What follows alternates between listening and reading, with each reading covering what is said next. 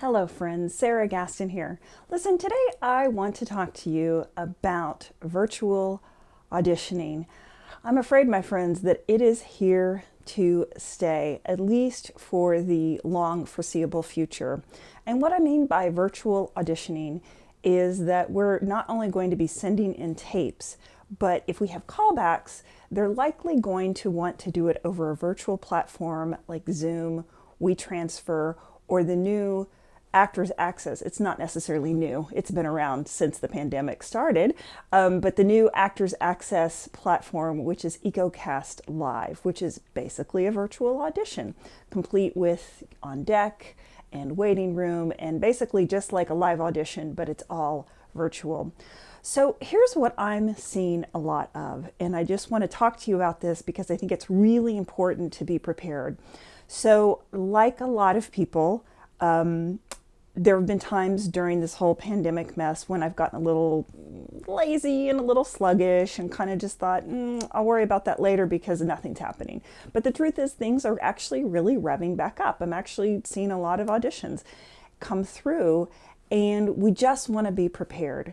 So here's what I'm going to suggest to you. Have Zoom loaded on your computer and ready to go.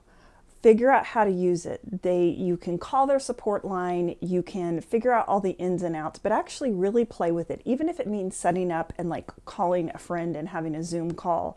So you want to become really familiar with it. It's changing pretty frequently, what it offers and some of its security issues. And what's happening sometimes that in my experience is, like I'll send out all the information and then all of a sudden, like I'm getting ready to have a class and somebody's having trouble getting on the platform and they're desperately emailing me or texting me and saying, I can't get in, I can't get in. Well, I've already started teaching the class, so I can't really troubleshoot at this point. So one of the things I'm going to recommend, in addition to getting really familiar with Zoom, is when you have any sort of situation where you have to get online about 30 minutes beforehand. I know that sounds crazy, but when the pandemic first happened, I was doing some webinars with the Groundlings in Los Angeles, and they would have us get on quite early because they were like, we can't really offer technical troubleshooting, so get in and make sure everything works ahead of time. So that way, if you get in 30 minutes early and you realize that you have issues and there's not a tech person that you can call Zoom, or maybe you can get on the internet and you can do a little bit of research and figure out how to troubleshoot it yourself. Because the truth is, it's not a new technology, but it's a technology that we have become increasingly dependent on, and we want to know how to troubleshoot it ourselves. The same thing for WeTransfer.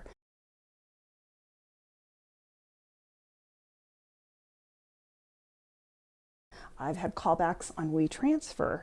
It seems to be used a little bit less, but it is used. So again, if you know you're going to have a callback on WeTransfer, load it on your computer immediately, begin to troubleshoot, find out if there's a contact number, if you can call somebody for tech support way ahead of time. And again, this sounds like overkill, but get on 30 minutes early. Same thing for EcoCast Live, which is the Actors Access virtual auditioning product. If you have not watched the video, if you've not gone through the tutorial, if you've not learned how to use it, do that today. If you have an Actors Access account, if you are self-submitting for stuff through Actors Access, or if you actually have an agent who is submitting you through Actors Access/breakdown services. Trust me, you will be so grateful that you did this now and not when your audition is in 5 minutes and you can't figure out what's happening. A couple of other things I just want to talk to you about are protocols for these virtual auditions. First of all, make sure your sound is good. Make sure the picture is good. Make sure the lighting is good. You always want to have your lighting coming from behind the camera. So buy a cheapy ring light on, Amazon or wherever. I know we don't want to make Jeff Bezos more rich than he is, but just get a cheap ring light and set it up behind your computer so that you are lit well. Because if we can't see you, if we can't see your expressions, if we can't see the light in your eyes, it's just going to be really difficult for them to see what you're capable of just like poor lighting on a taped audition.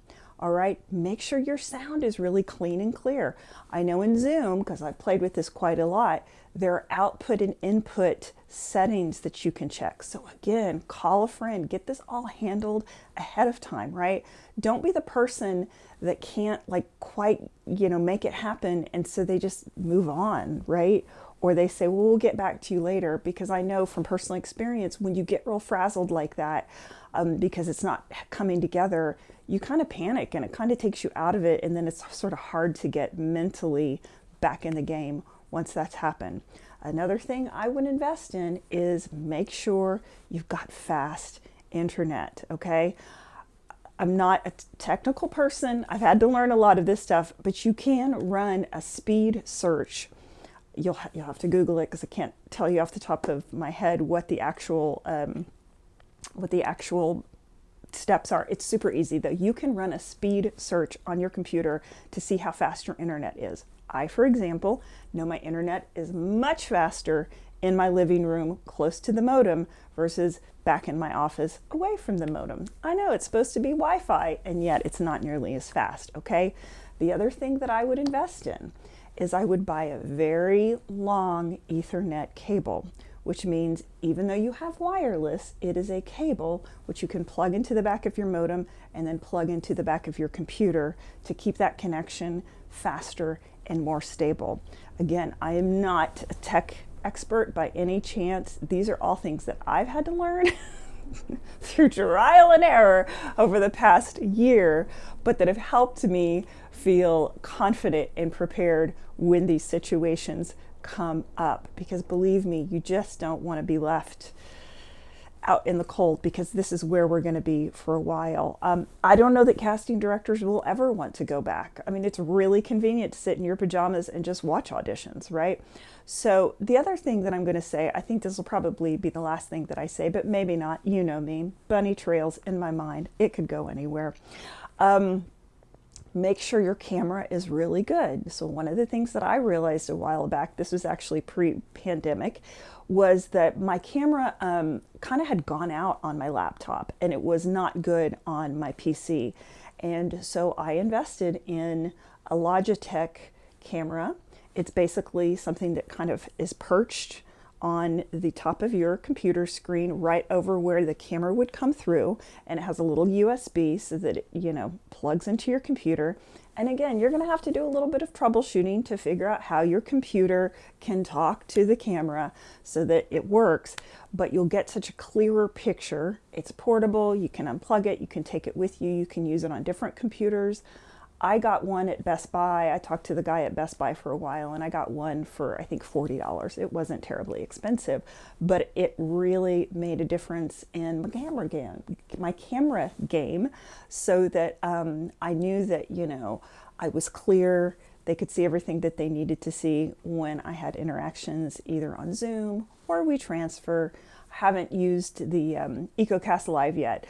But anyway, those things have all really helped me. Anyway, if I think of other things, I may, drop them in the email when I send this out, which is another reason you should probably be on my email list, as well as subscribing to my YouTube channel. Uh-oh, here comes the plug. I don't know why I'm talking like this now. Anyway, yeah, so I would suggest subscribing to my YouTube channel, because you'll get a video like this probably every week, because that's when I've been doing them. And also, if you go to my website, www.sarahgaston.com, you can sign up for my email list, because there are things that I share in email that I just don't share anywhere else, all to support you in your acting journey.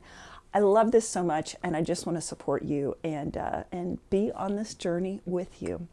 Anyway, I hope this was helpful. If you like this, please feel free to share with your friends. And that's my alarm going off. So I probably won't edit this out, because you know what? We just had a hard freeze here in Texas. Things are just now getting back to normal. So I'm not going to sweat that. Anyway, thank you so much for watching. I appreciate you guys so much. And until next time, break a leg out there.